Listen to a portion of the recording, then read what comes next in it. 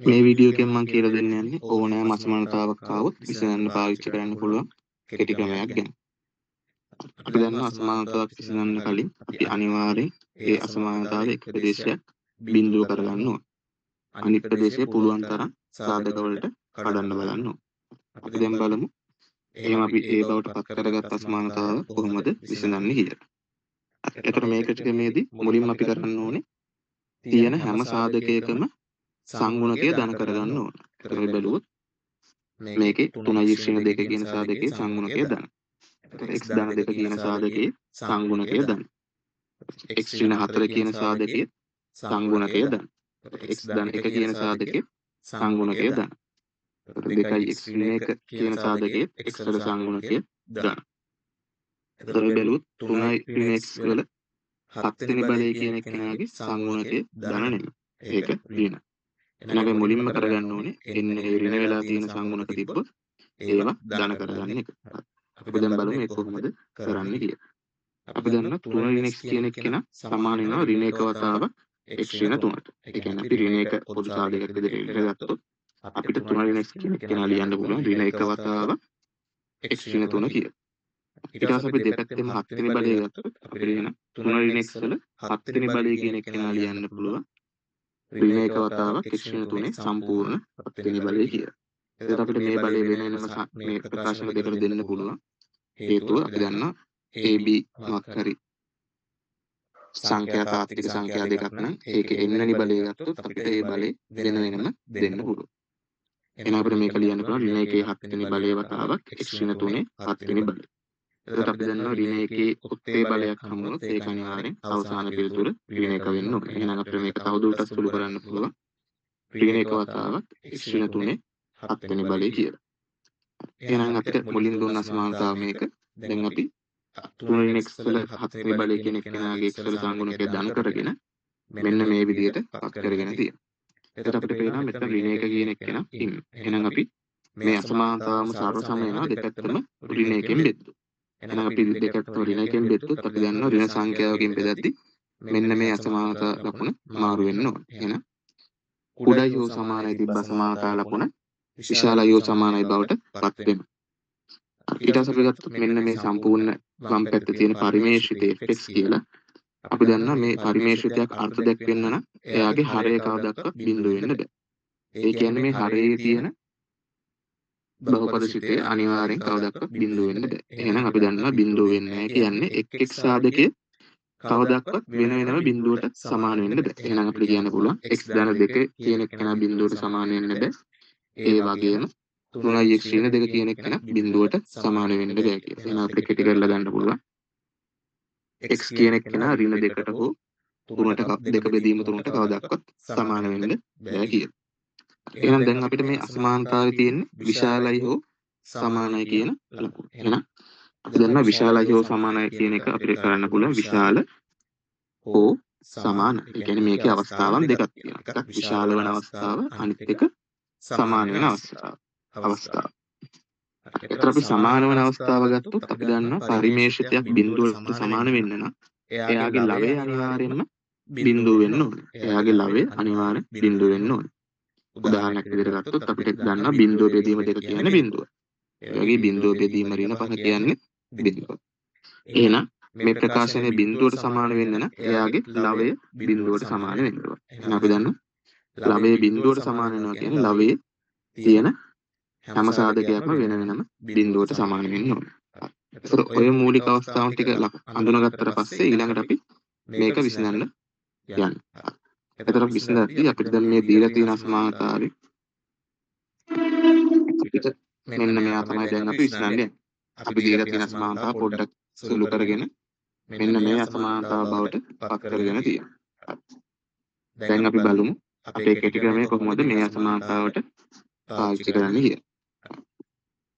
එතකොට මේ කෙටි ක්‍රමයේදී පළවෙනිම දේ තමයි ඔත්තේ බල ටික මුලින්ම අඳුන ගන්න ඕන.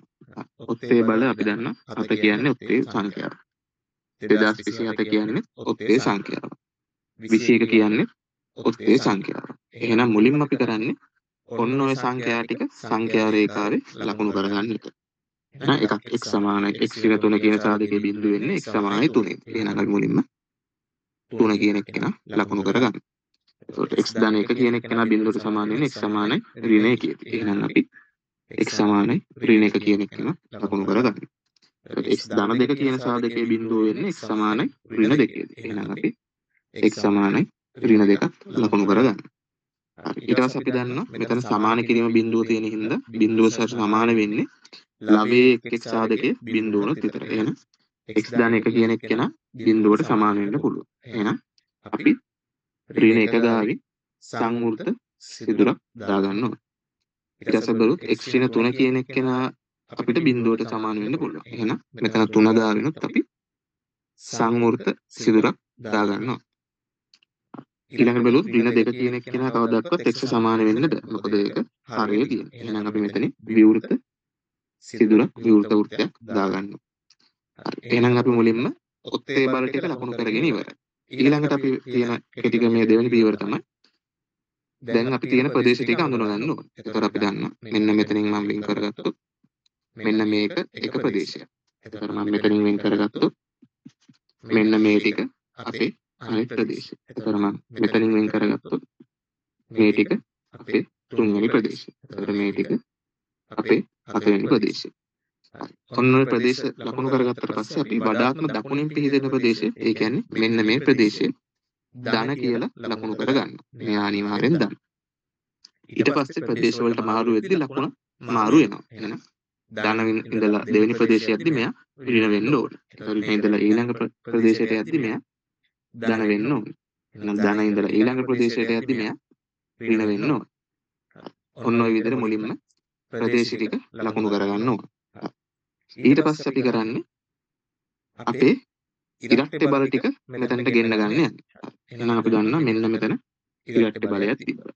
එහෙනම් මේ බලයේ බිඳුවට සමාන වෙන්නේ x සමානයි භාගය. එහෙනම් අපි ඊළඟට භාගය කියන එක්කෙනා ලකුණු කරගන්න. එහෙනම් අපිට එනවා භාගය කියන එක්කෙනා මෙන්න මෙතන එන්නේ. එතකොට අපි ඊළඟ ඉරට්ටේ බලය x සමානයි x ඍණ 4ට හම්බෙලා තියෙනවා. එහෙනම් එයා බිඳුව වෙන්නේ x සමානයි 4ට. එහෙනම් අපි ඊළඟට x සමානයි 4 කියන එක්කෙනා ලකුණු කරගන්න ඕන. ඊළඟ ඉරට්ටේ බලය අපිට පේනවා මෙන්න මේ දෙකේ බලය හම්බෙලා තියෙන්නේ 3x ඍණ 2ට. එහෙනම් අපි දන්නවා 3x ඍණ 2 කියන එක්කෙනා බිඳුවට සමාන වෙන්නේ x සමානයි 2 බෙදීම 3. අපි දන්නවා භාගයට වඩා 2 බෙදීම 3 වැඩි. එහෙනම් අපිට 2 බෙදීම 3 මෙන්න මෙතනින් ලකුණු කරගන්න ඕන. ඊට පස්සේ බලනවා ඔය ලකුණු කරගත්ත ඉලක්කම් වලින් අපේ ලවය බිඳු වෙන ඉලක්කම් ඉන්නවද කියලා. අපිට පේනවා මෙන්න මෙතන මෙන්න මේ සාධකයේ ලවයේ ඉන්නේ. එහෙනම් භාගිකාවෙන් අපි සංවෘත සිදුරක් දාගන්න. ඊළඟට අපි බලුවොත් 100 කියන එක්කෙනා x ඍණ 4 100 වෙනි බලෙත් ඉන්නේ ලවයේ. එහෙනම් අපි 4 ගාගෙන සංවෘත සිදුරක් දාගන්න. එතකොට අපි බලුවොත් x දාන 2 කියන එක්කෙනා x 3y ශ්‍රේණ 2 කියන එක්කෙනා ඉන්නේ හරි. එහෙනම් මෙයා කවදාවත් බිඳුව වෙන්න බෑ. එහෙනම් අපි මෙතනින් විවෘත සිදුරක් දාගන්න. හරි.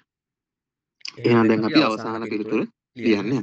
එහෙනම් අවසාන පිළිතුර අපෙන් අහන්නේ විශාලව සමාන. එහෙනම් බිඳුව වල විශාල පැත්ත කියන්නේ මේ පැත්ත ධනවන ප්‍රදේශය අපෙන් අහනවා. එහෙනම් අපි දැන් අපි අඳුරු කරගන්නවා ධන වෙන ප්‍රදේශ ටික. ඒතර අපි ඍණාන්ත ඉඳලා ආවුත් මේ ටික ඍණ. එහෙනම් මේ ටික ගන්නෙ නැහැ. එහෙනම් අපි මෙන්න මේ ටික ධන වෙලා තියෙනවා. එහෙනම් මුලින්ම මේ පරාසය අපිට ඕන වෙනවා. ඊට පස්සේ අපි මෙතනින් එහාට ගියාම දිගටම ඍණ. ඊළඟට අපිට අඳුරු කරන්න පුළුවන් මෙන්න මේ ප්‍රදේශයේ ධන. එහෙනම් මෙන්න මේ ටික පාට කරගන්න. දැන් අපි අවසාන පිළිතුරු ලියද්දී ආයි ඍණාන්ත ඉඳලා එන්නේ යනවා. මම මුලින්ම අසමානතාව විදියටම අවසාන පිළිතුරු ලියන විදිය ඊට පස්සේ කුලක අංකණයෙන් ලියන විදිය ඕගොල්ලන්ට පෙන්නනවා. එහෙනම් අපි අසමානතාවයේ ඍණාන්ත ඉඳලා එන්න ගත්තොත් අපිට පේනවා අවසාන පිළිතුර අපිට ඍණාන්තයෙන් පටන් ගත්තාම ඍණ 2ට තමයි මුලින්ම ධන වෙන ප්‍රදේශේ පටන් ගන්න යන්නේ. එහෙනම් අපිට ලියන්න පුළුවන් ඍණ 2 කුඩයි අපි බැලුවොත් ඍණ 2කින් පස්සේ ඍණ 2ට ගාව තියෙන අපේ විවෘත සිදුරක්. ඒ කියන්නේ සමාන කිරීම දාන්නද. එහෙනම් අපේ විචල්‍ය x එහෙනම් x යනවා දිගටම කොහොම ගිහිල්ලා ඍණ 1 ගාවින් නවතිනවා. අපි බලුවොත් ඍණ 1 පාට කරපු වෘත්තයක් තියෙනවා. එහෙනම් ඍණ 1ට සමාන වෙන්න පුළුවන්. ඊට පස්සේ අපි ඔහොම යද්දි ඊළඟට පාට වෙලා තියෙනවා x සමාන භාගය කියන සංඛ්‍යාව. එහෙනම් හෝ දානවා ඊළඟ ප්‍රදේශයට යනවා x සමානයි භාග්‍ය ප්‍රදේශය. ඊට පස්සේ අපි ඔහොම ඉස්සරහට යද්දි තාම මුකුත් පාට වෙලා නැහැ. තාම පාට වෙලා මෙන්න මෙතන 3න් පාට වෙන්න ගන්නවා. එහෙනම් අපි ඊළඟට පටන් ගන්නවා 3න් පාට කරන්න. ඒක සිදුරු බැලුවොත් අපි සංවෘත වෙලා තියෙන සමාන කිරීම දානවා. ඊට පස්සේ අපි ඉස්සරහට යද්දි දිගටම පාට වෙලා තියෙන්නේ මෙතන 4 ගාව දිගටම පාට වෙලා තියෙන්නේ. කොහොම ධනානන්ත වෙනකන් දිගටම පාට වෙලා තියෙන්නේ. එහෙනම් අපි කෙලින්ම ධනානන්ත වෙනකන් පාට යවනවා. එතකොට අපි ධනානන්තයට සමාන කිරීම දාන්නේ හේතුව ධන අනන්ත කියන්නේ සංඛ්‍යාවක් නෙමෙයි සංකල්පයක්. අපිට අනන්තයට සමාන වෙනවා කියලා කියන්න බෑ. එහෙනම් අපිට මේ පිළිතුරම කොලක අංකයෙන් දාන්න පුළුවන්. x අයත් වෙනවා පළවෙනි මෙන්න මේ ප්‍රදේශය ගත්තොත් මේ ප්‍රදේශෙ ඉන්නේ ඍණ 2, ඍණ 1. කෝ කියද්දි අපි දන්නා මේලේ පාවිච්චි කරන්නේ මේක x සමානයි භාගෙන අපි දානවා සංකලවරණ ඇතුලේ භාගය. එහෙනම් ඊළඟට අපිට කියන්න පුළුවන් හෝ එක ඊළඟට අපිට හෝ වෙනුවට දානවා මේලේ. ඊළඟට අපි පටන් ගන්නවා 3 කියන එක්කෙනා. එතන බැලුවොත් මෙතන මේ ඍණ 1 කියන එක්කෙනාගේ සමාන කිරීමක් තියෙනවා. එහෙනම් මෙතන අපේ වරහණ ඉවර වෙන්න ඕනේ අනිවාර්යෙන් කොටු වරහණෙන්. අපි දන්නා කොටු වරහණෙන් අපි ඒ ඉලක්කමත් අයිති බව සලකනවා. ඊට පස්සේ මෙන්න මෙතනින් පටන් ගත්තොත් 3ෙන් පටන් ගන්නවා. එතකොට 3ට සමාන කිරීම තියෙන හින්දා කොටු වරහණෙන් පටන් ගන්නවා. ඊළඟට මෙහා දිගටම ගිහිල්ලා අනන්ත වෙනකන් යනවා. අනන්ත කවදාවත් සමාන වෙන්නේ නැති හින්දා මෙන්න මේ වරහන් පාවිච්චි කරනවා. එහෙනම් අවසාන පිළිතුරු විදිහට අපිට මේ විදිහට අවසාන පිළිතුරු දෙන්න පුළුවන්.